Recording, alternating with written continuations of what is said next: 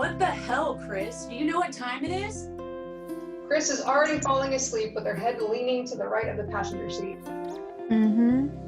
Hey, don't you fall asleep yet. I have a right to yell at you. I could tell you really appreciated it. It must have been a while since anyone ever thought of having sex with you.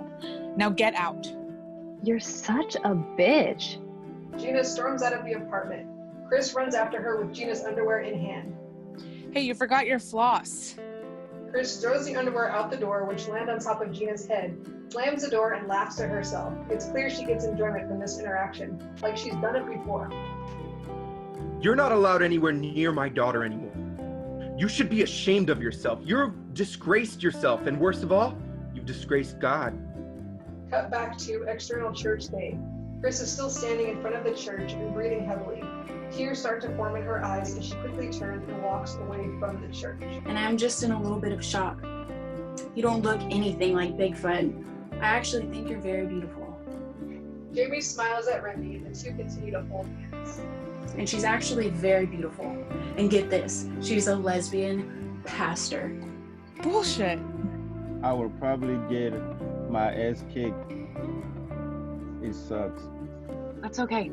Your safety is the most important thing, and in here you can be you without worrying about getting hurt. I tried so hard to change. I prayed for God to make me straight. I tried dating guys, but I didn't even want them to touch me. It just didn't feel right. And then I met Haley.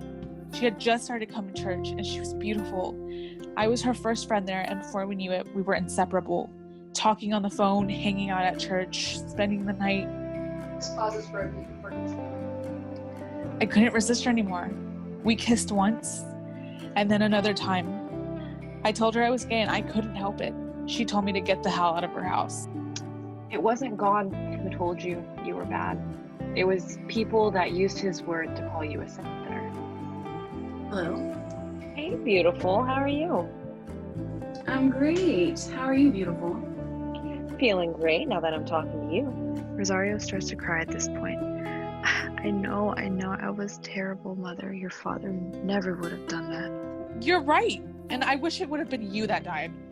Recently, I met someone that showed me I could still pursue that dream if I really wanted to.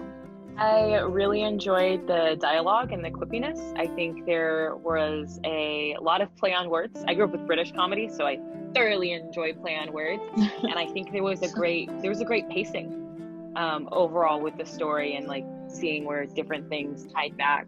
And yeah, just really the dialogue and interactions, they felt genuine, and I could see them happening.